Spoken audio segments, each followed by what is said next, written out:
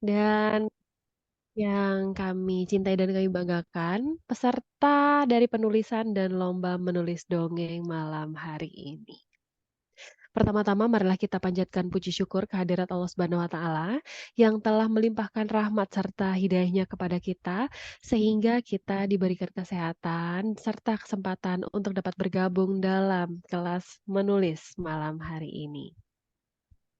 Ya, kami ucapkan terima kasih kepada para peserta karena telah meluangkan waktunya untuk hadir dengan spirit yang sama, yaitu belajar bersama hari ini. Perkenalkan, saya Dian Ayu yang akan menemani teman-teman dalam serangkaian acara pelatihan hingga selesai nanti. Sebelum acara dimulai, saya akan membacakan susunan acara terlebih dahulu. Yang pertama adalah pembukaan, yang kedua sambutan dari ownership publishing, yang ketiga dilanjutkan dengan materi, lalu diskusi dan tanya jawab, dilanjutkan dengan foto bersama, lalu penutup. Memasuki acara yang pertama, yakni pembukaan, saya akan membuka acara malam hari ini dengan baca bacaan basmalah. Bismillahirrahmanirrahim. Semoga acara hari ini bisa dilancarkan hingga selesai nanti. Lalu acara selanjutnya adalah sambutan dari ownership publishing kepada Mas Indra Devandra, kami silakan. Terima kasih Mbak Dian. Suara saya kedengaran jelas ya. Kelas. Bismillahirrahmanirrahim. Assalamualaikum warahmatullahi wabarakatuh. Pada yang kami hormati, Mas Ali Muakhir, narasumber kita pada malam hari ini. Terima kasih sudah sering ya bersedia untuk berbagi dengan teman-teman dari peserta kelas nulis di publishing.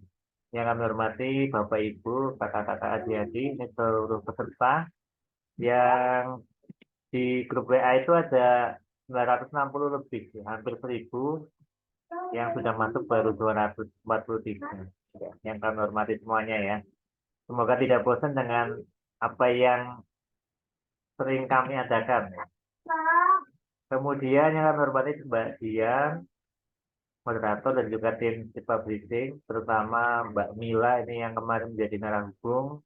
Tentunya sudah sering chat dengan Bapak Ibu waktu kemarin mendaftar. Oke, tak perlu lama-lama. Untuk malam hari ini kita akan belajar bareng menulis dongeng. Temanya udah spesifik ya. Ya ada dongeng tentang sepatu, tas, dan mainanku. Ini menarik sekali dan semoga Bapak Ibu nanti bisa bisa antusias, bisa semangat dan bisa nulis dongeng dengan bagus ya. Karena nanti akan diterbitkan bagi para peserta yang ikut nulis dan lolos kurasi itu akan diterbitkan dalam buku kumpulan dongeng. Nah, pada bulan ini ada beberapa kelas penulis yang diadakan di publishing. Tanggal 13 kemarin ada pelatihan menulis cerita fantasi ya, cerita fantasi dengan narasumber Kak Lele. Ya, beliau salah satu novelnya sudah dibaca lebih dari 16 juta kali ya di aplikasi Mangatun. Jadi beliau banyak menulis di aplikasi online dan sudah jutaan kali. Yang paling laris itu yang judulnya Casper. Casper itu 16 juta lebih dibaca ya. Ini luar biasa dan tadi malam kita belajar menulis puisi bersama anak sastrawan dan Marhaini Zalim. Siapa bahasa namanya? Saya lupa. Marhalim Zaini. Marhalim Zaini ya, Marhalim Zaini, penyair dari Riau. Dan malam hari ini ada pelatihan menulis dongeng tentang sepatu, tas, dan mainanku. Ini dengan Mas Ali Muakhir. Ini beliau luar biasa sekali. Pernah memecahkan rekor muri menulis buku anak 300 judul.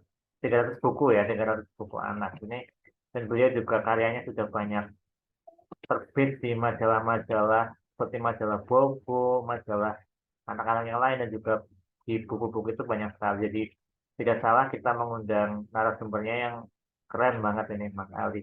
Dan besok ada kelas menulis Sami Sepi. Nah ini bagi Bapak Ibu yang terutama yang ASN ini barangkali butuh ini angka kredit lah itu besok akan dibimbing selama sebulan sampai punya buku ya, buku puisi tunggal yang bisa dinilaikan. Kemudian minggunya besok ada pelatihan menulis fiksi mini bersama Gula Gong Duta Bahasa Indonesia. Kemudian tanggal 27 ada pelatihan menulis Kutiba Puisi 3 Bait bersama Profesor Teng Su kerjasama dengan Eksekutif Trenggalek. Nah, makanya kan banyak yang ikut nih Eksekutif Trenggalek. Kemudian ada tanggal 29 September ada pelatihan menulis cerpen bersama UGTH. Nah, Bapak Ibu, teman-teman semuanya bisa mengikuti semuanya. Yang kemarin belum ikut cerita fantasi dan puisi masih boleh gabung ya karena nanti ada rekaman YouTube-nya. Bapak Ibu para peserta bisa mempelajari dari situ dan bisa mengikuti lombanya. Masih masih boleh. Yang penting mempelajari lewat YouTube dulu. Nah, nanti kalau ada yang kepengen di-share, nanti saya share ke grup ini ya, grup dongeng. Nah, malam hari ini kita asik banget lah ini. Ini saya sudah penasaran ini di mana ya sepatu, tas, mainan itu jadi sebuah cerita. Nah, ini teman-teman silakan cermati materi dari narasumber dengan baik karena nanti ada lomba menulisnya. Nah, bagi yang tulisannya layak atau lolos kurasi nanti akan dibukukan. Dan biar lolos kurasi ini kan harus memahami materi yang disampaikan oleh narasumber. Oke, dari si publishing mengucapkan terima kasih atas kesediaan para peserta yang setia mengikuti setiap kelas yang kami selenggarakan. Mungkin cukup dari saya. Terima kasih. Wassalamualaikum warahmatullahi wabarakatuh. Saya kembalikan ke Mbak Dian. Ya, waalaikumsalam warahmatullahi wabarakatuh. Terima kasih untuk sambutannya, Mas Indra.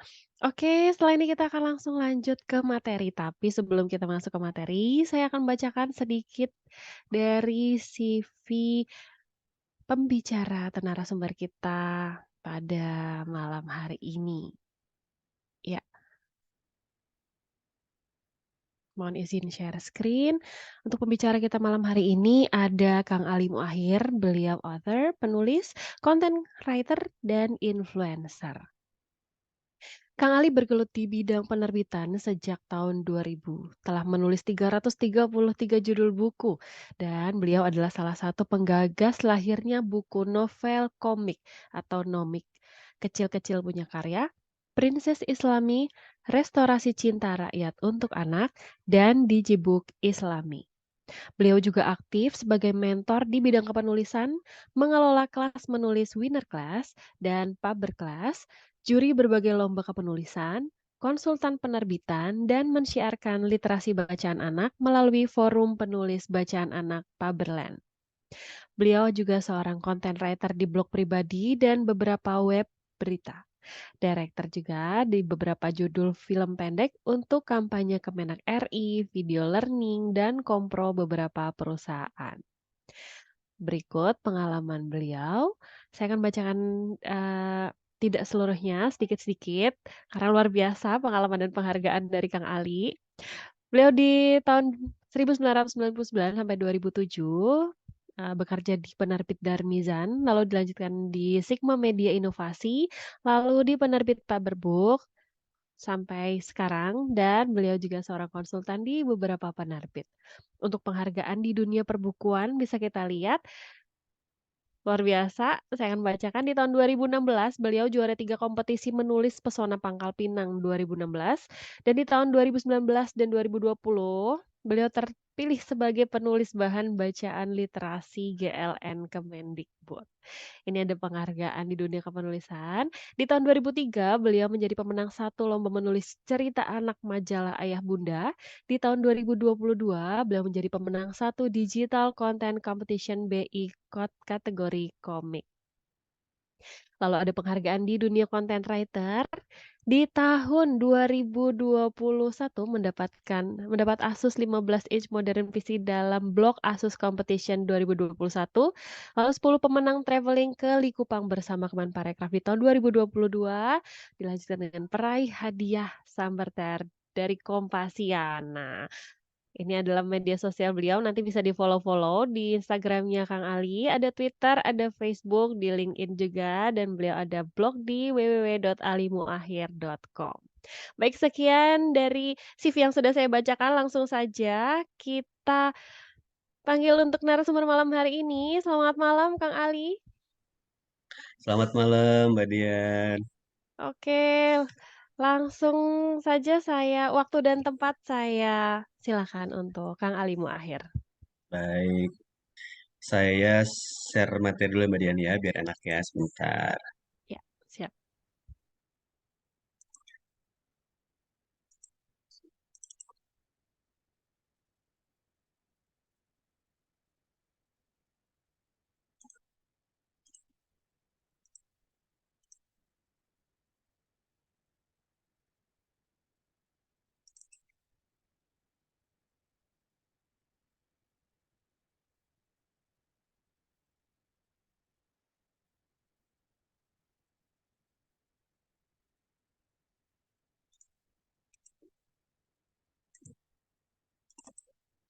Oke, baik. Apakah sudah terlihat Mmm, belum, atau belum ya? nah, sudah terlihat. Oke. Ya, ya. Baik. Baik, Assalamualaikum warahmatullahi wabarakatuh. Selamat malam teman-teman. Terima kasih Mas Indra tidak bosan untuk ngajak saya berbicara dengan teman-teman. Mbak Dian juga, makasih banyak sudah menemani beberapa kali Mbak Dian ya. 2 Mudah-mudahan, atau 3 ya? iya, saking tidak pernah ngitungnya jadi ini juga saya. Mudah-mudahan teman-teman juga nggak bosan belajar sama saya karena sejatinya saya juga ketika diminta untuk mengisi apapun tetap belajar juga. Jadi saling belajar teman-teman. Karena dalam dunia literasi itu selalu selalu saja ada hal yang baru, hal yang baru dan kita tidak bisa berhenti dengan apa yang sekarang kita bisa. Dan malam ini teman-teman saya diminta ngomongin tentang dongeng tentang sepatu, tas, dan mainanku. Why? Kenapa? Gitu. Karena kan karena kan selama ini kalau sudah konteksnya dongeng, kalau nggak cerita rakyat, cerita binatang, fabel, cerita-cerita drama lah dan sebagainya ya. Dan sekarang lebih fokus dongeng tentang sepatu, tas, dan mainanku. Kayaknya kalau ini jadi buku lucu banget sih jadinya. Bener sih Mbak Dian. Harusnya lucu banget gitu. Dan Iya, teman-teman di sini pasti eh, dari kecil sudah sangat mengenal dengan sepatu, tas, dan mainanku. Makanya kemarin kita ambil tema sepatu dan mainanku karena pertama ini adalah benda-benda yang sudah familiar dengan kita sejak kecil. Kalau dulu saya waktu masih kecil teman sekolah SD masih ada sih yang nggak pakai sepatu sih, masih ada dulu ya di daerah gitu kan. Sekarang mungkin kayaknya udah jarang. Kalaupun ada yang nggak pakai sepatu, biasanya tetap pakai sepatu, cuma dipakainya pas di sekolah di kelas aja gitu. Keluar kelas langsung diambil gitu kan. Itu juga sebuah cerita gitu kan. Tas juga sama. Dulu dulu suka iseng kan ke sekolah pakainya tas plastik gitu kan dan sebagainya gitu. Mainanku mainanku sangat-sangat banyak ya. Dan saya rasa kita pernah punya mainan favorit pasti. Apapun ya bentuknya ya, mau itu yang modern ataupun tradisional gitu. Jadi malam ini teman-teman kita akan kembali ke masa kecil kita dengan ngomongin tentang sepatu, tas, dan mainanku. Ada apa saja malam hari ini? Ah, ada 7 poin teman-teman yang saya kasih. Pertama tentang kita coba ini kembali ya, coba apa, merewind, mengenal kembali apa itu dongeng, kemudian jenis-jenis dongeng, kemudian target pembaca, kemudian unsur menulis dongeng, bagaimana menulis dongeng, dan yang keenam, ini poin pentingnya adalah dongeng tentang sepatu, tas, dan mainanku. Baru yang ketujuh adalah apa saja yang tidak boleh. Mungkin teman-teman juga pernah dapat materi ini. Kalaupun sudah pernah dapat, mudah-mudahan sekarang mengingatkan kembali dan makin paham, makin paham dan teman-teman yang belum pernah mendapatkan ini mudah-mudahan jadi tahu gitu tentang dongeng. Kita langsung ke yang pertama, apa itu dongeng? Saya coba ambil tiga teman-teman ya, tiga pengertian dongeng. Yang pertama menurut KBBI, dongeng adalah cerita yang tidak benar-benar terjadi, terutama tentang kejadian zaman dulu yang aneh-aneh. Ini kalau menurut KBBI. Kemudian kalau menurut Nurgiantoro, salah satu dosen yang keren banget, adalah suatu cerita yang tidak benar-benar terjadi dan dalam banyak hal sering tidak masuk akal. Tidak masuk akal di sini adalah memang tidak ada di dunia nyata maksudnya ya. Tapi kalau dalam sebuah cerita kemudian anak paham dan kita bisa apa ya, bisa memberikan reason-reason ya, dalam cerita itu tetap ada logikanya gitu. Tetap masuk akal maksudnya dalam sebuah cerita itu gitu karena ada reason-reasonnya. Kemudian kalau menurut Agus Trianto, dongeng adalah cerita fantasi sederhana yang tidak benar-benar terjadi dan berfungsi untuk menyampaikan suatu ajaran moral, mendidik, dan hiburan. Jadi ada dua unsur teman-teman. Dongeng dibikin itu ada dua unsur, yaitu pendidikan dan hiburan. Eh, Kalau condong ke hiburan saja gimana? Ya nggak masalah. Karena kan bisa aja mungkin moralnya cuma 20%, 80%-nya hiburan, nggak masalah juga ya. Karena anak-anak juga ketika kita berikan dongeng dan dongengnya utuh mengenai pendidikan ya ya tidak menyenangkan gitu, tidak menghibur jadinya gitu. Ini pengertian dongeng teman-teman. Jadi ada tiga hal ini ya, teman-teman silakan resapi. Terus bagaimana kalau kejadiannya zaman sekarang? Nanti kita jawab bareng-bareng. Oke. Ini teman-teman, kemudian kedua tentang jenis-jenis dongeng. Eh, Stewik bilang membagi jenis dongeng dilihat dari waktu kemunculannya, yaitu dongeng klasik dan dongeng modern. Nah, ini nih udah mulai kejawab nih teman-teman ya. Dongeng klasik dan dengan dongeng modern. Kemudian, apa itu dongeng klasik? Dongeng klasik adalah dongeng yang telah muncul sejak zaman dahulu dan diwariskan turun-menurun lewat tradisi lisan. Kalau zaman kecil saya ya balik lagi dongeng kancil gitu kan. Dan mudah-mudahan sih sekarang dongeng sudah sangat beragam teman-teman ya. Apalagi penerbit juga sudah ini 6 bulan ke belakang banyak penerbit yang nerbitin kumpulan dongeng sebelum tidur.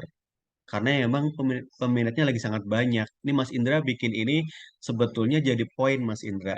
Kalau bukunya nanti eh, bervisual, wah itu akan maksudnya gini, jadi illustrated book misalnya ya, itu jadi malah keren banget Mas Indra.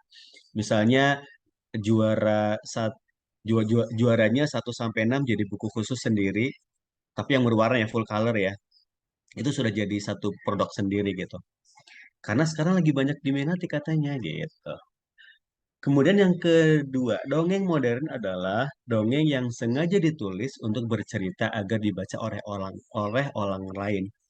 orang lain. Dan ini yang kemudian akan kita tulis teman-teman. Saya sih cenderung teman-teman eh, kalau saya sendiri terus terang lebih senang, Badian lebih senang nulis ya versi kita gitu. Nulis yang betul-betul ide dari kita gitu. Gak mengacu pada cerita dan sebagainya gitu. Kecuali ada ini ya, ada unsur yang memang harus ada di situ gitu. Jadi ini teman-teman artinya jenis ini ada dua ya, dongeng klasik dan dongeng modern. Oke, kemudian dongeng klasik itu apa aja sih jenisnya? Nah ini yang yang apa? Yang sudah ada sejak zaman dulu kala. Jadi dongeng klasik jenisnya ada beberapa. Dongeng yang berkembang di masyarakat secara turun-temurun tanpa mengetahui siapa penciptanya. Dongeng yang secara khas anonim, abadi, dan tanpa tempat. Biasanya beredar secara lisan di antara orang-orang. Jadi hampir mirip dengan cerita rakyat, dengan mitos, legenda, dan ketika kemudian diterjemahkan pun sama. Yang dimaksud dengan jenis dongeng klasik adalah yang pertama, dongeng binatang atau fabel. Meskipun ada juga ketika kita nulis fabel untuk yang modern ya, yang sekarang juga bisa juga gitu. Kemudian jenis dongeng klasik yang berikutnya adalah cerita jenaka yang mengandung kelucuan. Kalau di Bandung ada, kalau Jawa Barat ada Kabayan misalnya. Kalau di Betawi ada siapa? Kalau di Kalimantan ada siapa? Pasti ada gitu. Pasti ada aja yang bisa diungkap gitu kan. Cerita-cerita jenaka. Atau kalau di dunia literasi apa Arab misalnya ada Abu Nawas gitu kan. Ada 1001 Malam gitu-gitu. Aduh, aduh, aduh, aduh. Sini. Bentar, bentar. Bentar dulu. Kemudian yang ketiga adalah cerita legenda atau asal-usul tempat. Secara mitos, kemudian ada yang keempat adalah mitos. Sebentar, yang ketiga asal-usul tempat ini eh, kita bisa menceritakan legenda zaman dulu kala atau kita mencoba untuk membuat legenda sendiri. Itu bisa. Nanti itu masuknya ke dongeng modern gitu kan. Kalau yang ini maksudnya klasik. Kemudian yang keempat adalah cerita mitos yang berhubungan dengan kepercayaan. Kemudian ada cerita sage yang mengandung unsur sejarah. Dan yang keenam cerita parabel yang mengandung unsur tokoh pendidikan. Dan betul-betul kalau jenis dongeng klasik yang ngacunya pada cerita rakyat yang bulan lalu kita ngomongin juga cerita rakyat, Mbak Dian, dengan teman-teman dari diskusi mana Lumajang kalau nggak salah. Gitu. Itu itu namanya Marcel Mbak Dia Iya, yang tadi dari tadi pengen mengganggu. on frame terus tuh. Oke, lanjut Mbak Dia ya. Sekarang dongeng modern. Dongeng yang ditulis dengan menyesuaikan perkembangan zaman. Dongeng modern bisa berupa dongeng baru atau menulis ulang dari dongeng klasik. Seperti yang tadi saya bilang, penulis biasa membagi jenis dongeng modern berdasarkan tokoh dongeng. Nah, ini nih. Yang pertama, dongeng dengan tokoh realis, ya dengan manusia. Kemudian dongeng dengan tokoh binatang, balik lagi fabel sebetulnya. Kemudian dongeng dengan tokoh tumbuhan, saya nggak tahu istilahnya apa. Kemudian yang keempat, nah ini dongeng dengan tokoh benda mati. Dan poin empat ini teman-teman yang kita akan kupas nih malam ini gitu kan. Dan nanti akan dilombakan oleh si publishing. Gitu ya, jenis dongeng modern. Oke, kita lanjut. Saya tidak bosan-bosan lagi teman-teman untuk perjenjangan ini karena sampai sekarang pun ternyata tidak hanya penulis yang belum paham tentang perjenjangan ini, Mbak Dian, tapi banyak penerbit juga sama ternyata. Baru kemarin saya ngomongin perjenjangan ini di salah satu penerbit besar di Jakarta, sama ngomongin ini juga perjenjangan. Dan karena penerbitan selama 3 jam ngomongnya perjenjangan nggak berhenti-berhenti gitu. Kalau sekarang karena kepentingannya adalah untuk dongeng, saya hanya sepil sedikit saja tentang perjenjangan bacaan anak ya. Yang pertama adalah jenjang A, jenjang pembaca yang baru pertama kali mengenal buku, yang memerlukan perancah untuk mendampingi anak membaca. Eh, Kategori usianya antara 0 sampai 7 tahun. Nanti ada sih yang memisahkan misalnya bisa 0 sampai 3 tahun atau 0 sampai 4 tahun, nanti ada juga 5 sampai 7 tahun gitu. Itu nggak masalah. Tinggal tinggal tinggal nanti kontennya seperti apa gitu. Kemudian ada jenjang B1 yaitu jenjang pembaca yang memerlukan perancah atau scaffolding dan mampu membaca teks berupa kata frase dengan kombinasi bunyi huruf, klausa, kalimat sederhana, dan paragraf sederhana. Usianya antara 6 sampai 8. Jadi sudah mulai tinggi. Kemudian ada B2 dan B3. Ini juga sama sebetulnya, pengertiannya hanya jenjangnya lebih tinggi lagi.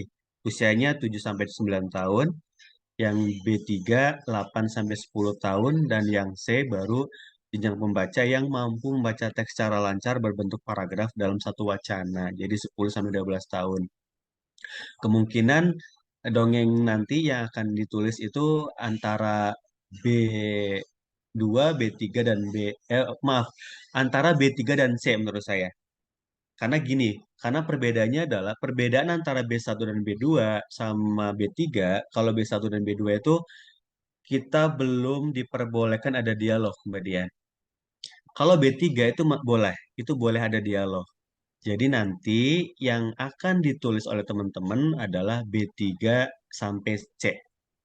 Usia 8 sampai usia 12 tahun. Ya, seperti itu. Jadi agak jenjangnya agak longgar sih, agak longgar.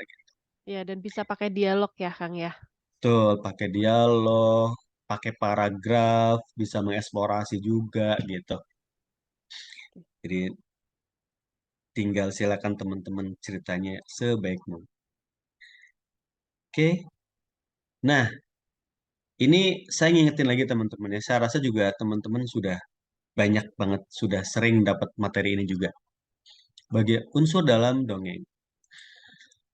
Eh, yang pertama adalah tema, gagasan dasar yang dijadikan pijakan dalam menulis cerita, sehingga cerita memiliki dasar yang kuat.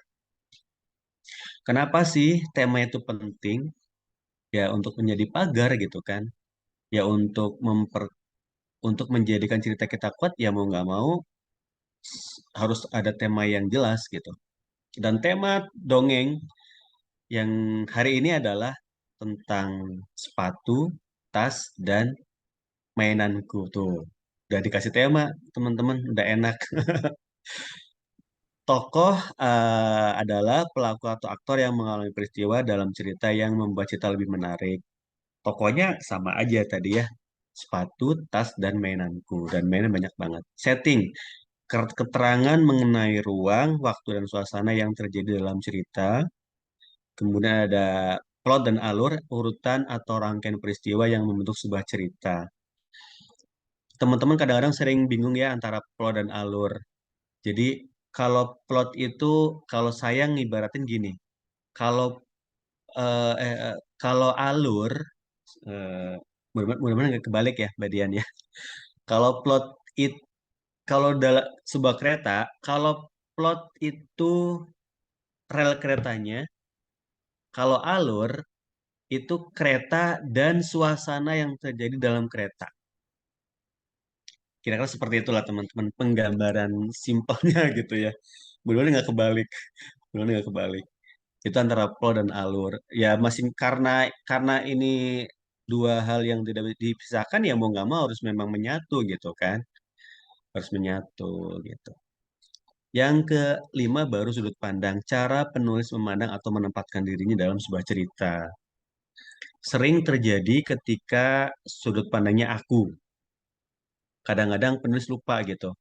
Contoh misalnya eh, ketika kita menulis tokohnya aku dan ada satu scene yang aku tahu apa yang dirasakan oleh lawan oleh tokoh yang lain gitu.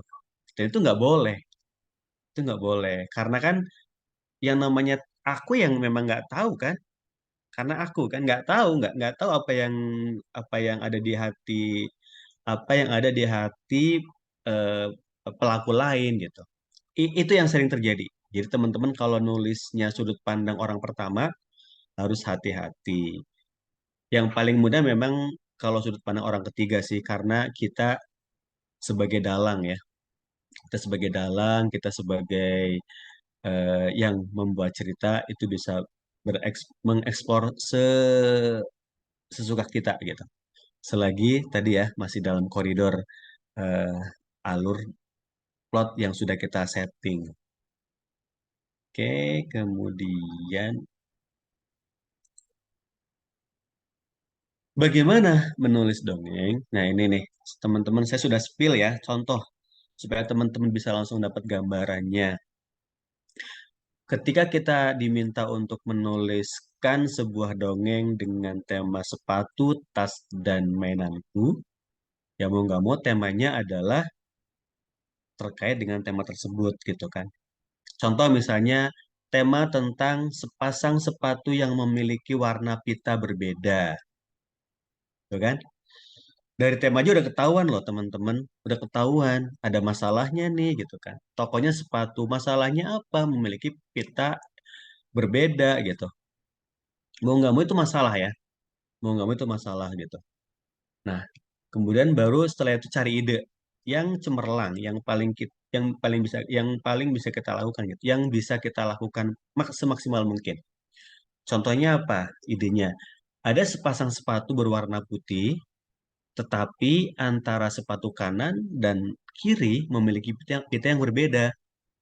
Sebelah kanan warna merah, sebelah kiri warna putih. Karena berbeda, mereka malu. Setiap ada pembeli, mereka berusaha untuk menghindar. Hingga suatu kali ada tangan seorang anak perempuan mungil yang menggapainya. Dia ingin membeli mereka. Mereka awalnya malu, tetapi setelah melihat pita yang dipakainya, mereka senang. Pita itu berwarna merah dan putih. Tuh, ide aja udah jadi cerita gitu loh teman-teman. Bener nggak sih? Kalau idenya sudah jadi cerita, sudah ada tokoh, sudah ada masalah, sudah ada solusi, nanti di ringkasan cerita di bagian 4 tinggal dilengkapi teman-teman supaya lebih dinamis dan lebih lengkap lagi. Nah, kemudian tokonya apa di sini? Tokonya sepasang sepatu kulit sintetis, anak perempuan usia TK berwarna putih. Tuh, sudah lengkap banget tuh teman-teman tuh. Sudah tokohnya, kemudian eh, mau nggak mau ketika kita sudah sangat spesifik ya, sepasang sepatu kulit sintetis anak perempuan usia TK itu udah pasti anak perempuan tadi yang ngambil itu ya anak TK pasti gitu kan. Seperti itu. Tentukan tema, cari cemerlang, tentukan tokoh, setting, dan alur atau plot, baru kemudian buat ringkasan cerita. Next. Kemudian baru kita yang sangat-sangat detail adalah cari opening yang powerful, bisa mengenalkan tokoh, bisa mengenalkan setting, atau mengetengahkan konflik. Kemudian cari ending yang bergema. Saya selalu ngomong yang bergema ya teman-teman ya. Karena menurut saya sebuah cerita akan berhasil mencuci otak pembacanya itu kalau endingnya bergema. Jadi endingnya tuh diingat terus gitu kan sama kita gitu sama bacanya. Nah, ending yang relevan dengan konflik, tidak terduga dan selalu diingat. Itu yang penting banget menurut saya. Kemudian lakukan self editing. Setelah selesai ditulis, biarkan beberapa saat lalu lakukan self editing. eh, Bisa melihat kembali apa yang kita tulis, kemudian kita perbaiki entah tokohnya, entah alurnya, entah openingnya, entah endingnya, baru kemudian setelah melakukan self editing, kirim ke penerbit. Kalau di sini berarti kirim ke panitia lomba. Nah, ini nih teman-teman nih ini ya, yang ketujuh tentang dongeng tentang sepatu, tas, dan mainanku. Paling tidak ada 5 hal ini teman-teman. Paling tidak nanti yang teman-teman tulis ada 5 hal ini. Yang pertama harus apa? Dongeng yang tokoh utamanya sepatu, tas, atau mainan. Atau teman-teman ya, jadi bisa menggabungkan ketiganya, bisa menggabungkan duanya, atau salah satunya. Karena atau teman-teman. Jadi gak usah overthinking sih menurut saya ya. Karena ketika kita ngomongin tas juga banyak banget tuh yang bisa diceritain gitu kan. Ketika apalagi ngomongin mainan gitu. Yang penting ceritanya menarik dan sesuai dengan anak-anak. Yang kedua, dongeng yang ide ceritanya terkait dengan sepatu, tas, atau mainan. Terkait ya teman-teman ya. Kemudian yang ketiga, sepatu, tas, atau mainan bisa menjadi personifikasi dari manusia. Nah ini nggak masalah teman-teman. kayak fabel ya mungkin ya, kayak fabel cuma di sini benarnya benda mati. Itu nggak masalah. Walaupun saya sendiri kalau sudah personifikasi sangat hati-hati banget Mbak Dian. Karena kayaknya apa ya, nggak seru gitu kalau misalnya ada sepatu belanja gitu kan. Iya, iya. Jangan sampai Walau cacat logika gitu ya, tetap ya. betul, tetap dijaga itu dijaga gitu. Kemudian yang keempat, setting bebas selagi masih dipahami anak-anak. Yang kelima, genrenya silakan. Boleh drama, humor, misteri atau futuristik. Silakan teman-teman mengeksplorasi. Jadi jangan terpatok, wah harus drama misalnya gitu kan. Harus bisa kombinasi juga nggak masalah. Yang penting menarik. Kemudian, nah ini yang tidak boleh teman-teman. Dan saya selalu selalu mengungkap ini dimanapun. Yang pertama, tidak boleh menyinggung sara, suku, agama, ras, dan antar golongan. Seperti biasa, tidak mengandung unsur kekerasan, tidak mengandung unsur pornografi, dan memunculkan hal-hal terkait rokok, alkohol, dan narkoba. Ini sih kayaknya teman-teman penulis sih harusnya sudah sangat paham, menulis bacaan anak ya, tentang hal ini, karena sudah sangat melekat gitu dengan kita. Sepertinya itu saja saya hari ini Mbak Dian ngomongnya, nggak banyak-banyak. Terima kasih, semoga mudah dipahami dan dipraktekkan. Terima kasih materinya Kang Ali. Ah, memang banyak sekali yang harus diperhatikan ketika kita menulis dongeng karena dongeng ini akan dikonsumsi istilahnya gitu, akan dibaca oleh, eee, anak-anak gitu di usia tadi sekitar 8 sampai 12 tahun, di mana mereka masih harus berkembang gitu. Jadi, kita harus memperhatikan dari mulai, apa namanya, kata-katanya, lalu tentang perjenjangan tadi. Jadi harus diperhatikan perjenjangan tadi. Di usia 8 sampai 12 berarti sudah bisa menggunakan dialog dan bisa ada paragraf. Nah, lalu tadi juga ada tidak boleh ada kekerasan yang harus diperhatikan, tidak boleh mendetail apalagi gitu.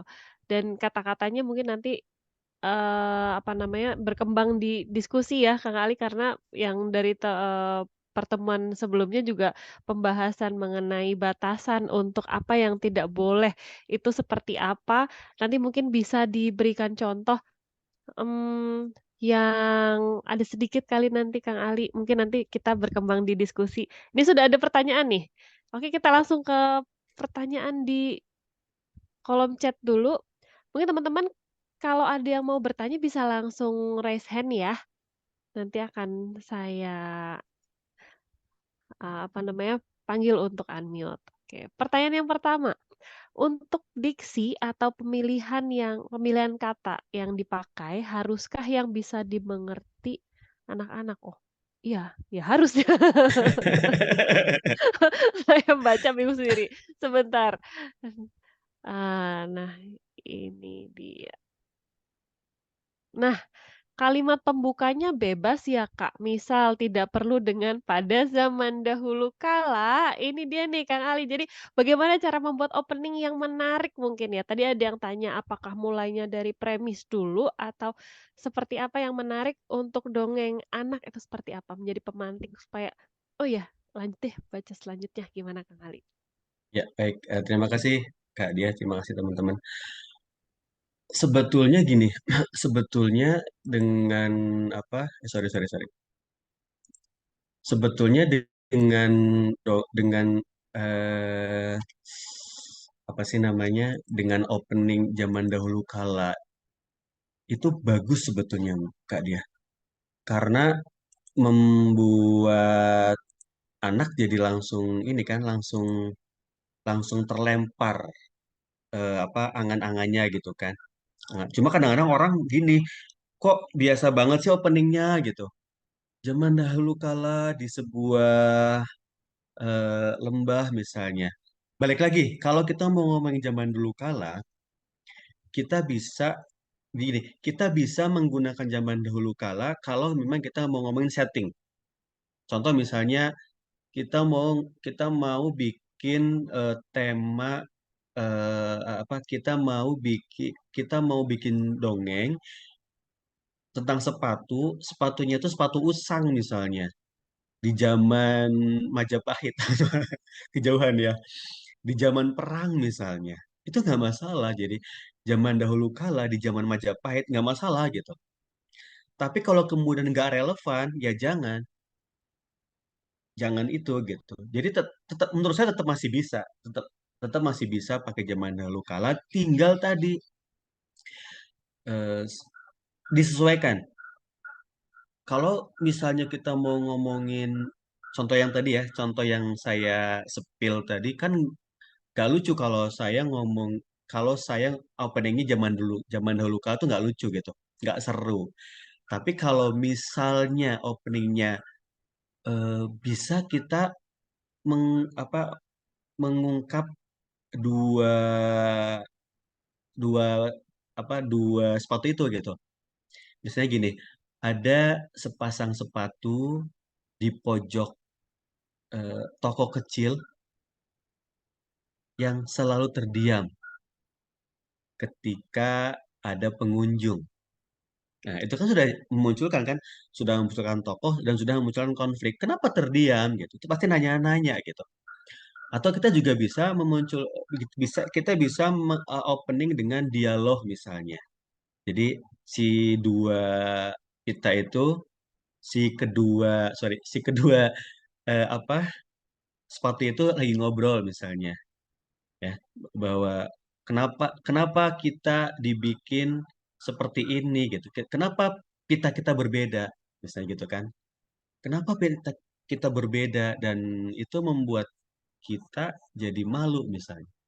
Jadi banyak sekali atau kita bisa juga ungkapkan dengan settingnya gitu kan di sebuah toko kecil di sudut di sudut kota misalnya yang terlihat cantik desainnya gitu misalnya. Atau di sebuah kota kecil ada sebuah toko sepatu yang di depannya ada etalase dengan banyak sepatu misalnya ya. Seperti itu tuh nggak masalah juga gitu. Itu Kak dia. Jadi balik lagi, kalau kita mau opening, sesuaikan dulu apa yang kuat di situ gitu. Apa yang apa yang kuat dari dongeng itu. Gitu Kak dia. Terima kasih. Mudah-mudahan kejawab ya. Oke, iya terima kasih Kang Ali, berarti nggak harus yang apa, konflik dulu atau apa dulu, jadi kita sesuaikan dengan cerita kita sendiri, Iya, apa yang iya. mau ditonjolkan. Oke, sangat membantu sekali. Nah, ini ada satu yang di kolom chat, mungkin ini teman penulis ya, tanya kalau nanti dibikin buku, apakah kode perjenjangan itu harus ditulis di depan buku, mungkin di sampul depan ketika kita menulis dongeng, Kang? Oh, nggak usah. Nggak usah. Eh, Perjenjangan itu mah sebetulnya untuk kategori buku ya, untuk kategori misalnya picture book gitu, atau kumpulan cerpen. Nanti mungkin teman-teman Mas Indra mungkin nanti yang mengkategorisasi itu gitu. Tapi kalau di ceritanya mah nggak usah. Oke. Nah, Sekarang kita lanjut ke yang raise hand, sudah ada 5 nih, luar biasa. Oke, kita mulai dari Bu Aning Widyaningsih, saya persilakan untuk bertanya, sudah saya unmute, silakan Ibu. Bisa. Assalamualaikum warahmatullahi wabarakatuh. Kedengaran nggak? Kedengaran Ibu. Dengaran. Waalaikumsalam warahmatullahi. Bapak, terima Waalaikumsalam kasih warahmatullahi. ya. Terima kasih ilmunya. Saya usia 53 tahun. Saya kebetulan sudah menulis 3 buku. Tapi saya di sini dongeng belum pernah, Pak. Dongeng itu seperti apa? Kalau membuat dongeng atau cerita, apakah ada kata pengantar, daftar isi, atau gimana? Saya belum pernah, Pak. Saya di sini membuat cerpen pribadi saya sendiri, puisi tentang pantun nasihat ya, pantun tentang pantun nasihat. Di sini saya sudah membuat 3 buku dan saya membuat cerita anak untuk anak didik saya kelas 1 selama dari bulan Juli sampai dengan sekarang. Saya buatkan buku cerita, tapi saya tidak ke penerbit, saya bikin sendiri, ketik sendiri dan print sendiri di foto anak didik saya semua. Saya tertarik dengan dongeng Bapak, mohon bimbingannya seperti apa gitu. Saya di sini tertarik dengan makanan, sepatu, sama tas seperti itu. Saya setiap hari berpikir aja, saya anak-anak bawa tas, saya tulis kotret, anak-anak bawa apa, saya tulis kotret gitu ya. Jadi Oke, buku catatan kecil. Di sini saya oke. bukunya ya Udah Pak. Bu, pertanyaannya udah Bu? Ya, Oke, sudah. siap. Terima Udah kasih ya. ketangkep. Mohon maaf untuk guru-guru hebat. Maafin saya pertanyaannya ya. Terima kasih, Ibu. Langsung aja Kak Dian. Ya, oke. Jadi kalau untuk lomba kali ini nggak perlu kata pengantar, Bu Guru Aning yang luar biasa hebat. Karena konteksnya cerpen ya, cerita pendek ya, cerita pendek, temanya dongeng, Ya. jenisnya dongeng, temanya tentang sepatu, tas dan mainanku. Jadi nggak perlu kata pengantar. Iya, langsung cerita saja dengan ide yang luar biasa Bu Aning. Kalau udah biasa nulis, insya Allah harusnya lebih mudah ya Kak Dian ya. Iya, luar biasa udah Oh, nerbitkan 3 buku loh. iya makanya. Oke, kita lanjut ke pertanyaan berikutnya dari Karisma Fauzia. Silakan, sudah saya unmute. Assalamualaikum warahmatullahi wabarakatuh. Waalaikumsalam warahmatullahi wabarakatuh. Terima kasih atas kesempatannya untuk bertanya. Yang mau saya tanyakan adalah untuk menulis dongeng ini, alurnya itu apa harus maju atau bisa maju mundur dengan jenjang usia anak yang di kelas B3 sama C ya Pak ya? Yaitu untuk alurnya bagaimana? Terima kasih. Wassalamualaikum warahmatullahi wabarakatuh. Waalaikumsalam warahmatullahi Ya. wabarakatuh. Baik, Kak Risma untuk alurnya sebaiknya maju Kak Risma ya. Sebaiknya maju. Boleh mundur tapi untuk memperkuat. Untuk memperkuat gini misalnya. Contoh kalau di dongeng yang tadi ya, dongeng yang sepatu warna putih dengan pit yang berbeda, itu bisa tuh lagi cerita maju, kemudian ada mundur dikit. Jadi gini, dijelaskan kenapa kemudian pitanya itu berbeda, ya itu bisa dijelaskan tuh sedikit tuh. Jadi alasan nanti jadi latar belakang memperkuat cerita itu nggak masalah. eh yang tidak boleh adalah flashbacknya kepanjangan. Flashbacknya bikin anak nggak paham. Nah itu yang nggak boleh. Yang boleh flashback tapi sedikit aja untuk memperkuat. Gitu Kak Risma ya. Mudah-mudahan kejawab ya. Oke, terima kasih Kang Ali. Jadi memang jangan sampai bikin anak bingung karena kalau udah di awal udah bingung, akhirnya jadi males baca untuk selanjutnya gitu ya. Apalagi masih anak-anak belum bisa terlalu kompleks. Iya. Oke. Lanjutkan pertanyaan berikutnya dari Bapak Yakub, Bapak Guru SD Karawang ya. Silakan Bapak. Ya, bentar ya, aduh, udah. Terima kasih, salam kenal ini dari guru SD. Ya, terdengar ya suaranya? Kedengaran Dengar Bapak? Pak Yakub. Iya, terima kasih. Saya guru SD itu ya hampir jarang mendongeng, sekarang ajar kelas 4 gitu ya. Jadi kalau cerita yang tepat untuk usia sampai kan kelas 4 kelas 12 tahun ya. Saya ingin membuat buku legenda lah, cerita misalnya yang ada di sekitar Cikampek itu, misalnya kejadian suatu tempat itu. Jadi supaya menarik buat anak-anak tuh bagaimana ini cara membuatnya gitu. Sementara saya belum pernah membuat cerita seperti itu gitu. Terima kasih Pak Ali. Oke, baik. Terima kasih Pak Yakub.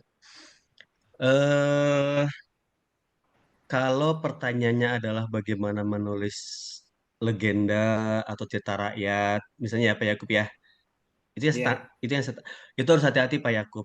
Harus hati-hati karena seperti yang bulan lalu saya ngomong juga ke teman-teman penulis waktu workshop cerita rakyat, cerita rakyat di negara kita itu bukan buat anak-anak sebetulnya. Hampir sebagian besar untuk orang umum, untuk orang tua gitu. Nah, kalau kita mau nulis legenda, cerita rakyat, atau mitos atau asal-usul untuk anak-anak, kita harus betul-betul cari bagian mana sih yang cocok untuk anak-anak gitu. Itu satu. Jadi temanya dulu dipastikan bahwa itu sesuai dengan anak-anak. Yang kedua baru kemudian kita sama sebetulnya kita cari tema yang tepat, kemudian kita cari ide yang menarik gitu ya. Cari ide yang menarik itu dalam artian yang jarang atau yang belum diungkap oleh penulis lain, misalnya begitu. Baru kemudian bikin alur dan sebagainya lah ya. Seperti yang tadi saya bilang di apa di materi itu bisa dipakai juga gitu. Tapi yang sangat penting banget tadi di awal pastikan idenya sesuai dengan anak-anak dulu. Karena kalau idenya sudah nggak sesuai dengan anak-anak, nanti jatuhnya semuanya sampai selesai pun nggak sesuai anak-anak. Itu aja sih Pak Yakub. Mudah-mudahan ketangkap ya.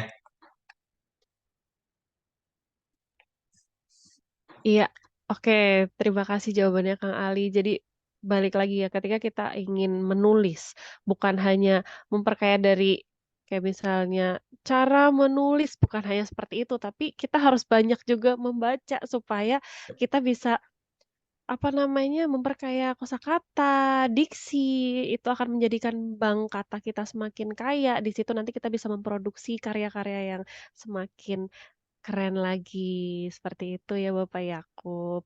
Oke kita lanjutkan, ini ada pertanyaan di kolom komentar. Mana tadi? Oh ini, jadi ada yang bertanya tentang teknis lomba, nanti untuk, teknisnya seperti apa, ada berapa kata, lalu, apa namanya, fontnya seperti apa, nanti akan dijelaskan di grup oleh admin, akan dikirim ketentuannya. Lalu di sini apakah boleh menulis dongeng dengan cerita berat tanpa mengurangi keseruan cerita? Maksudnya gimana ya? Apakah boleh menulis dongeng dengan cerita yang berat, tapi tanpa mengurangi keseruan cerita? Mungkin maksudnya biar boleh nggak sih menulis cerita yang berat, selama itu sesuai sama umur anaknya, perjenjangan dan bisa dikuasai sama anak nggak masalah ya, Kang, ya? Iya betul, nggak masalah. Cerita berat misalnya mungkin ini aja ya yang saya pahami ya. Ya. Mungkin masalah orang tua ya, misalnya orang tua tapi kemudian imbas ke anak itu nggak masalah juga, selagi kita bisa menuliskannya dengan tepat dan benar kali ya. Oh iya itu, jadi cara kita mendeliver aja ya, Ya. di situ. Oke oke, lanjutkan nih ada yang raise hand nih, Ibu Imania Afrina. Saya persilakan Ibu untuk bertanya.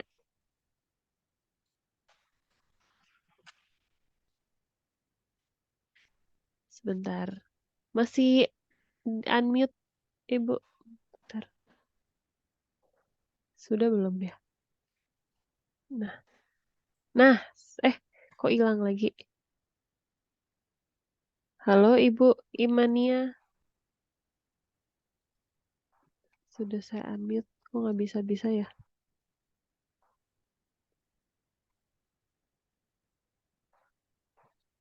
Bisa di-unmute Ibu? Suaranya belum ada suaranya.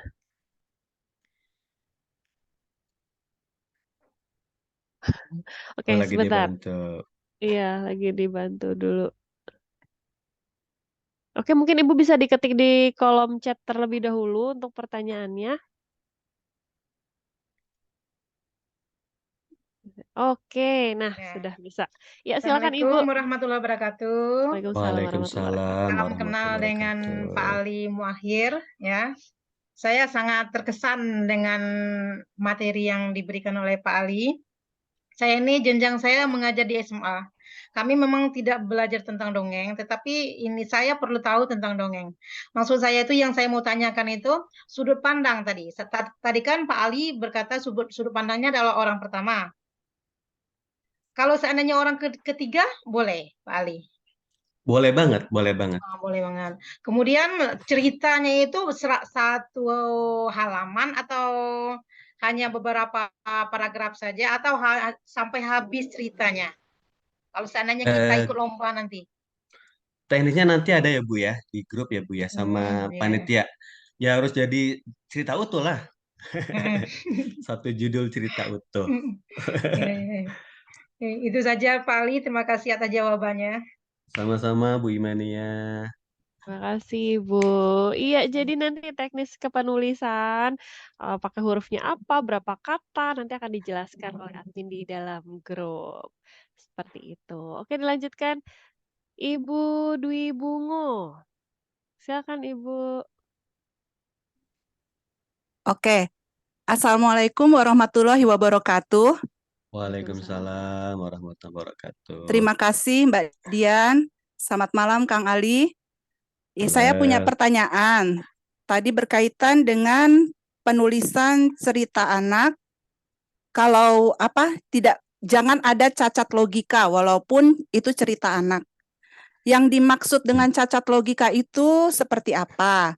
Karena tadi contoh yang Kang Ali sampaikan itu kan tentang toko sepatu, tapi jangan juga toko sepatu itu belanja gitu kan.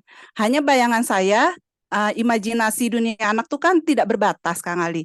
Bisa jadi kita men-setting di dalam dunia sepatu, di mana di situ ada keluarga sepatu yang beraktivitas sehari-hari seperti manusia. Jadi maksudnya itu seperti apa? Kemudian yang kedua, berkaitan dengan ending yang bergema. Maksud di sini untuk cerita anak, ending yang bergema ini apakah perlu mengikuti psikologi si anak? Jadi endingnya itu harus happy ending, tapi apakah boleh kita juga membuat cerita yang sad ending untuk anak? Atau cerita yang berakhir sedih? Seperti itu. Mungkin hanya itu yang saya tanyakan. Terima kasih untuk Kang Ali. Wassalamualaikum warahmatullahi wabarakatuh. Waalaikumsalam warahmatullahi wabarakatuh. Ya, cacat logika itu begini maksudnya, Bu Dwi. Jadi kita boleh nulis sefantasi apapun, tapi kemudian anak paham bahwa contoh gini, contoh misalnya yang sangat kelihatan ya, yang sangat kelihatan kan nggak mungkin kan seorang anak ini contoh ini aja Bu ya, contoh yang lain ya. Contoh misalnya ada seorang penjual koran dalam sehari dia bisa dapat 1 juta. Padahal dia jualannya di apa namanya di ini doang di perempatan jalan gitu. Itu kan cacat logika ya, bener nggak Bu? Itu yang saya maksud seperti itu gitu, cacat logika. Jadi hal-hal yang masih bisa dilogikakan, yang tadi itu seperti tadi ya harus harus jelas gitu, harus harus kita benerin. Kemudian kalau imajinasinya ada sebuah keluarga sepatu yang mereka beraktivitas sehari-hari nggak masalah sebetulnya Mbak Dwi, Bu Dwi ya, sangat nggak masalah. Ini balik ke selera sebetulnya. Kalau saya tipe yang soft dongeng. Bahkan kayak fabel, saya lebih suka yang soft, soft fabel gitu, bukan yang hard. Saya nggak akan nulis, misalnya, saya nggak akan nulis fabel yang betul-betul personifikasi manusia gitu. Yang dia belanja, yang dia macam-macam lah ya. Jadi fotografer misalnya atau apa gitu. Kayak inilah. Bahkan kayak SpongeBob pun itu masih dia antara soft dan hard, masih masuk logikanya gitu kan. Buat binatang-binatang yang memang tidak bisa bernafas di dalam air, dia nggak akan ada di air gitu. Contohnya seperti itu, Putri. Jadi kalau kalau memang akan dipersonifikasi menjadi manusia nggak masalah juga, tapi ceritanya tetap gini. Cerita ini kira-kira kalau tokohnya diganti manusia, apa yang berbeda? Gitu misalnya ya. Contohnya itu paling mudah seperti itu. Paling mudah gambarnya seperti itu, Putri. Kalau ketika saya menulis tentang keluarga sepatu Dan ternyata ketika sepatunya diganti manusia pun sama aja, ya itu nggak kurang greget artinya gitu, kurang unik, kurang menarik gitu. Gitu Bu Dwi ya, ketangkep ya Bu Dwi ya. Siap, terima kasih. Oke, terima kasih Bu Dwi dan Kang Ali untuk penjelasannya. Iya tadi ya, mungkin seperti kita ketika membaca fabel, walaupun misalnya uh, kancil, ya misal binatang yang memang herbivore ya kita beri makannya juga yang rumput-rumputan, daun-daunan gitu ya, mungkin gitu Iya ya. betul. Iya betul.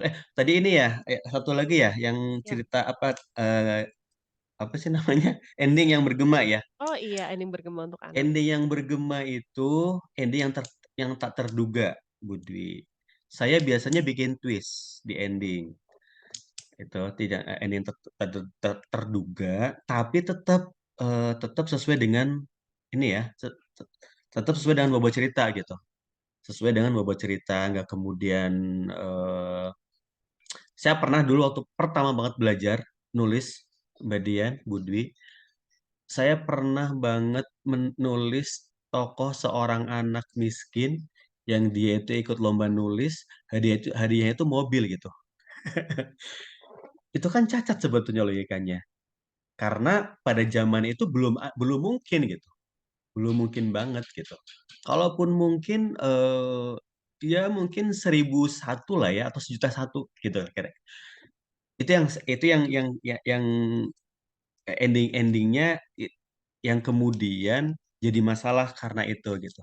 Nah, bagaimana kalau kita nulis endingnya sad ending, sedih?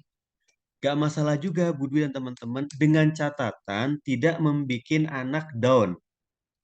Tapi sebaliknya, membuat anak lebih semangat. Membuat anak berpikir positif. Itu yang penting sebetulnya. Gitu Bu Dwi ya, Mbak Dia. Terima kasih. Oke, terima kasih Kang Ali untuk penjelasannya. Oke, kita lanjut ke pertanyaan berikutnya dari Ibu Fatimah Zuhro. Silakan, Ibu.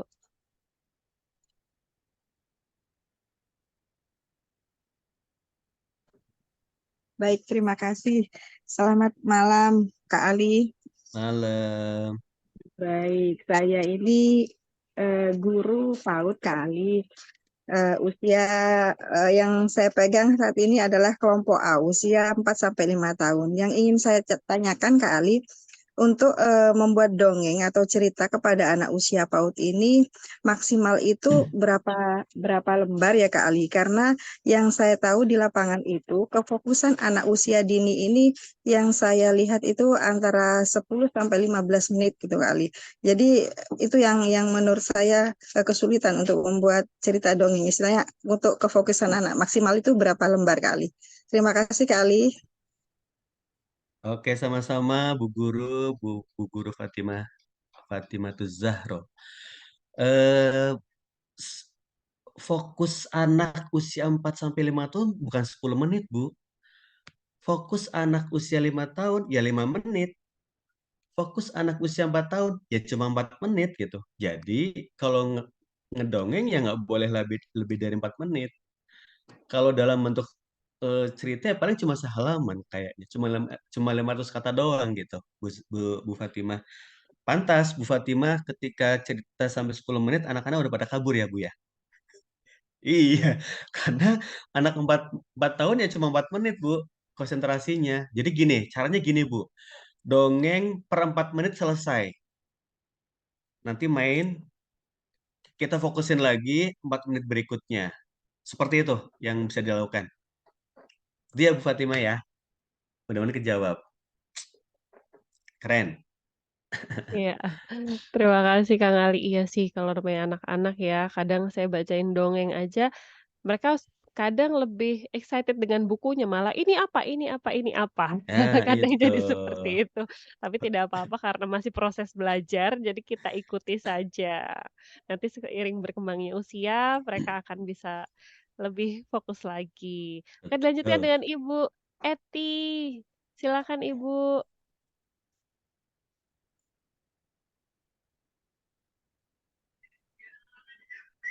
Assalamualaikum.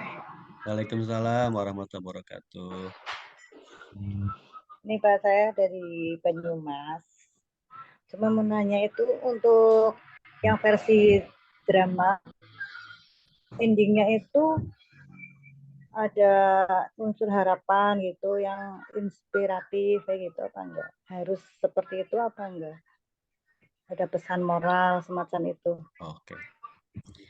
Ya, cukup segitu aja. Assalamualaikum warahmatullahi wabarakatuh. Waalaikumsalam warahmatullahi wabarakatuh. Ibu Eti, kira-kira kalau kita baca cerita kemudian di ujungnya ada pesan dari cerita ini adalah jangan makan sembarangan. Seneng nggak Bu kira-kira Bu kita Bu? Iya, senang. Seneng ya? Kalau saya malah nggak seneng Bu. Nah, jadi gini, sebaiknya anak-anak itu nanti akan mendapatkan pesan dari keseluruhan cerita.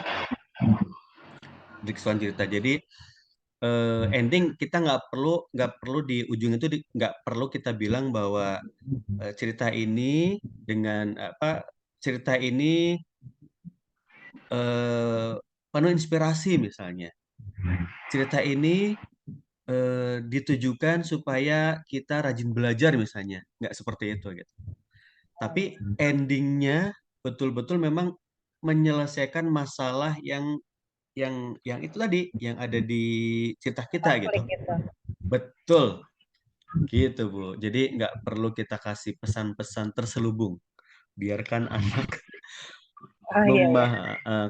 karena gini, sebetulnya dalam sebuah cerita itu anak-anak nanti tidak hanya akan belajar pesan, tapi juga bisa belajar bagaimana seorang anak bersikap. Bagaimana seorang anak misalnya anaknya ketawanya yang sopan seperti apa gitu. Misalnya ya contoh. Itu banyak sekali yang bisa ditangkap dari dongeng itu gitu. Jadi nggak perlu di ujung dikasih pesan-pesan terselubung. Gitu ya Bu Yati ya. Terima kasih. Ya, terima kasih. Tadi terkait sebenarnya sama ada pertanyaan di kolom chat. Jadi nanya pesannya apakah harus implisit atau harus eksplisit? Jadi tadi sesuai yang jawabannya Kang Ali ya, implisit aja gitu. Karena kita tidak suka diceramahi sebenarnya ya. Iya betul. Oke, lanjut ke pertanyaan berikutnya. Ibu, Bapak, atau Mas atau Mbak ini. Ruri mungkin Ibu Ruri Widyastuti. Iya, Silakan. Pak Ali. Mohon Ya. maaf belum bisa on-cam. Boleh, monggo. Jadi saya masih kecil baca cerita tentang sepatu. Ini saya ceritakan dulu ya Pak, karena ini berkaitan dengan pertanyaan. Jadi ada sepatu mahal di mall besar, mall yang mahal. Kebetulan seorang anak kaya membelinya, dan dia memang sepatu yang termahal di mall di etalase di toko tersebut. Dia pakai, tapi kemudian karena ada hewan peliharaan nggak sengaja ngendus, dia mulai nggak suka. Akhirnya sepatu itu dia minta sama ART-nya untuk dimasukin ke gudang. Di gudang, si sepatu itu kaget karena banyak banget sepatu yang masih bagus-bagus, yang masih wah-wah. Terus jadi seolah-olah itu sepatunya pada hidup. Ditanyain lah sama sepatu yang baru itu yang kena jilatan hewan peliharaannya. Kenapa kalian di sini? Dan ternyata hal-hal remeh kayak diinjek sama temennya lah, terus karena kecipratan air yang misalnya air hujan lah, jadi dia udah bosan nggak suka masukin ke gudang. Suatu saat ART-nya tuh membersihkan dan ada hewan liar yang masuk ke rumahnya menggondol sepatu itu. Sepatu itu marah, kesel sampai akhirnya dia berada di tempat pembuangan akhir. Di situ ada pemulung anak SD yang menemukan, dia seneng banget. Sedangkan sepatu tuh mulai konflik di sini sih. Sepatu itu yang ngerasa, kenapa sih aku di sini? Aku tuh benda mahal gini-gini, seperti itulah. Tapi pada akhirnya si sepatu itu ngerasa, oh iya aku bersyukur ya meskipun aku di tempat kumuh, tapi aku diperlakukan istimewa. Jadi kalau sedikit kotor dia langsung dibersihin, dijemur dan benar-benar dirawat. Di situ sepatu mulai merasa senang gitu. Pertanyaan saya, bagaimana misalnya kalau saya modifikasi dengan tas, boleh nggak? Atau itu termasuk plagiat? Atau misalnya saya menggantikan, kalau dia kan kena cipratan jilatan hewan, terus saya ganti dengan misalnya kayak kena noda gitu, boleh nggak Pak?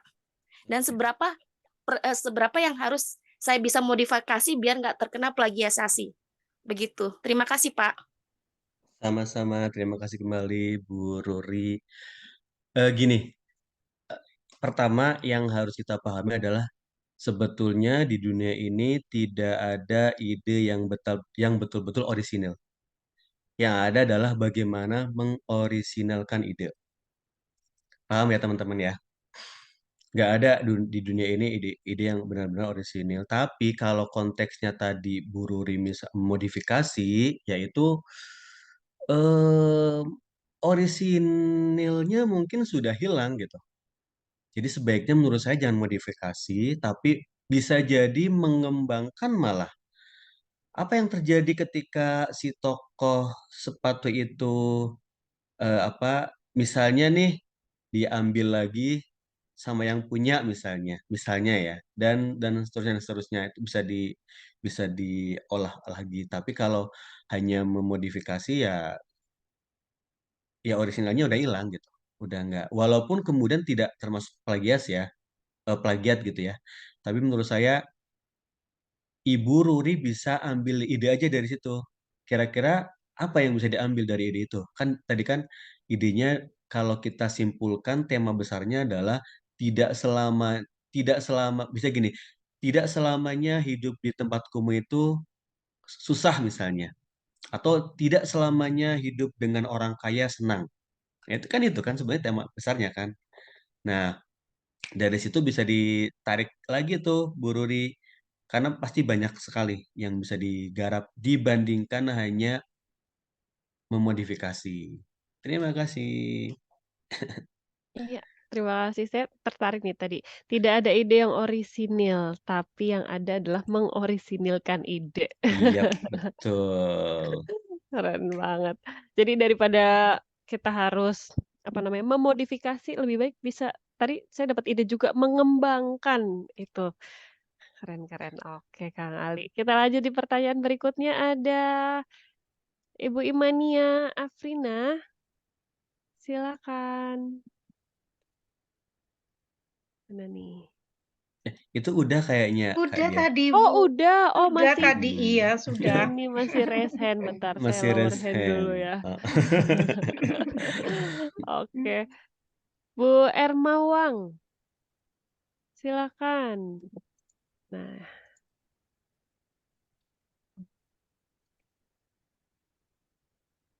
halo. Ya, selamat malam. Ya, selamat malam. Kedengeran nggak, Kak? Kedengeran? Kedengeran. Ya, iya. Oke. Sebentar. Ya, ini background-nya belum saya ganti. Mohon maaf. Nggak apa-apa. Oke. Jadi pertanyaannya adalah, tadi kan, mohon maaf ini kemarin habis seminar juga. Oke, jadi pertanyaannya adalah, ketika dengan ending kan harus menggema ya tadi Pak. Nah, di sini berarti tidak terduga. Berarti secara tidak langsung adalah ending yang tertutup. Yang saya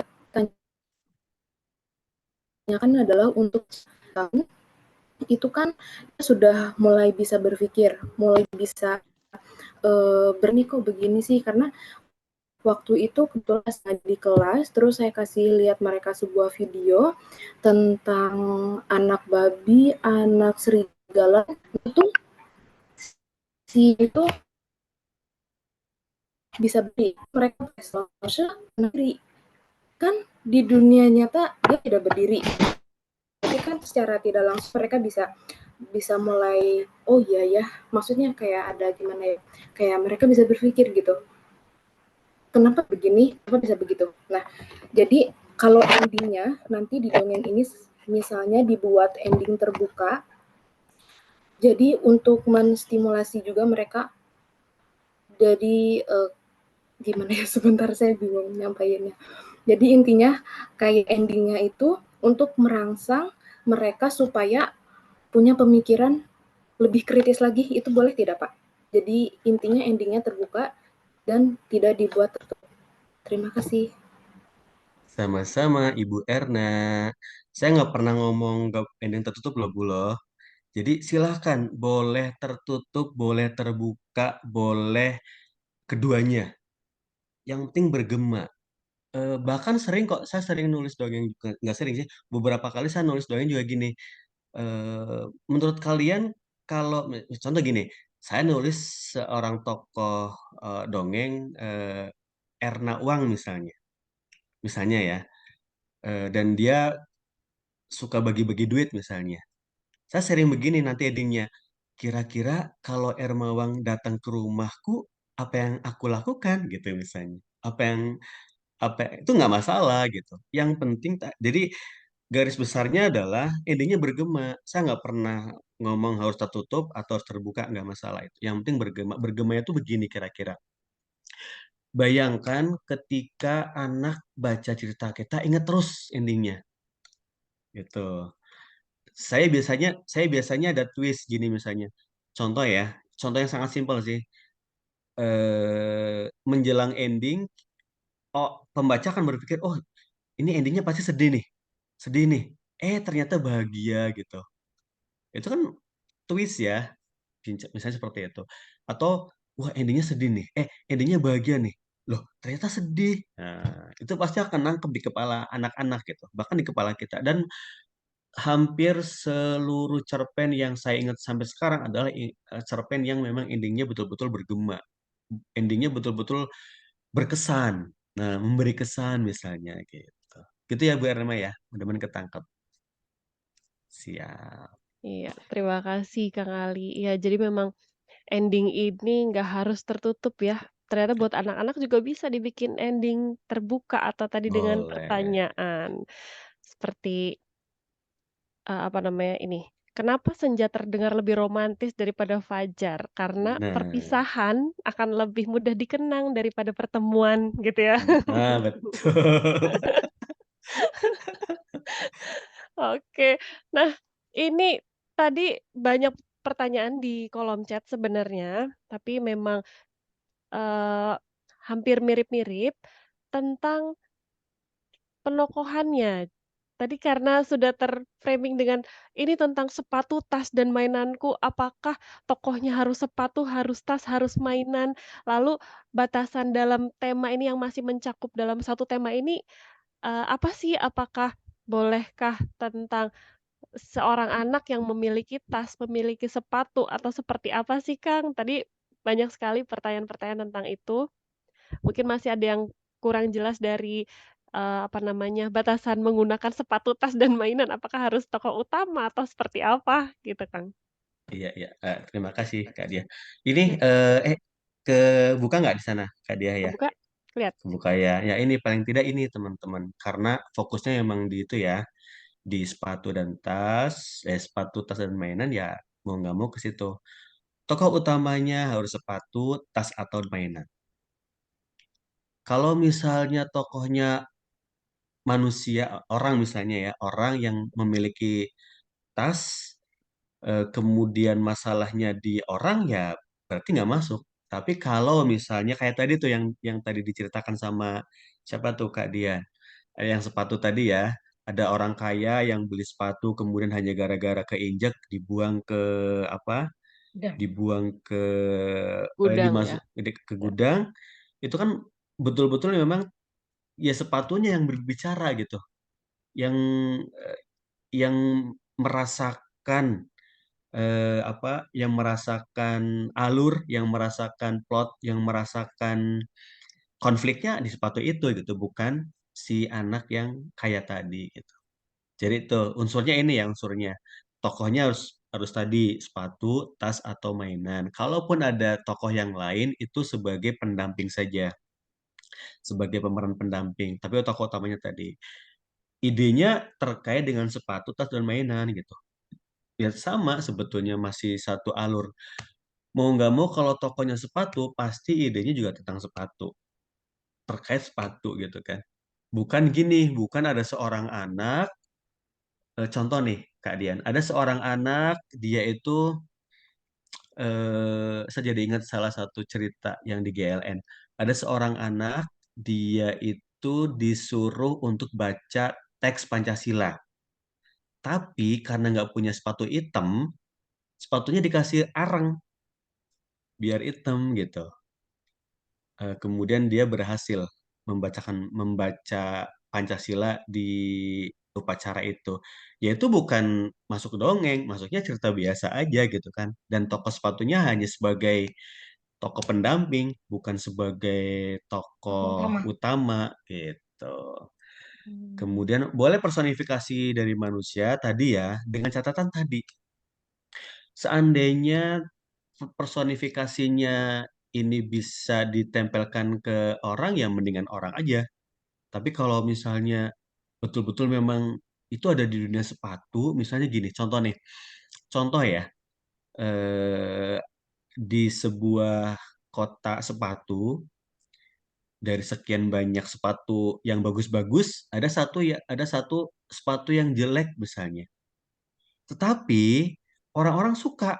Tapi sepatu-sepatu yang harganya mahal, sepatu-sepatu yang harganya selangit itu masih suka gitu sama sepatu jelek itu. Kenapa? Ternyata si sepatu jelek itu suka menolong misalnya. Itu kan menarik gitu. Dan bisa dipersonifikasi ke manusianya tuh semut banget gitu kan. Semut banget. Bisa dipindahkan ke orang, tapi sudah sangat biasa. Gitulah kira-kira. Oke. Gitu ya, Ya, kayak dia. oke. Terus berarti ini kan bisa memilih ya, Kang ya, nggak harus ada tiga-tiganya ya, bisa Oh iya, sepatu saja atau nggak tas harus. saja. Nggak harus tiga-tiganya. Oke, atau mainan favorit kita ya, boneka atau apa. Saya pernah tuh nulis tuh kayak Dian tentang cerbung ya, tentang boneka misterius. Jadi si bonekanya itu eh, kalau dilihat suka kelihatan tersenyum gitu. Terus sama pemiliknya selalu dibawa mimpi kalau tidur gitu. Ya itu contoh lah ya, itu contoh seperti itu gitu. Iya, oke. Jadi bisa juga misteri ya, lebih ke misteri tapi bukan Hmm, horor ya, Kang ya. ya betul, misteri.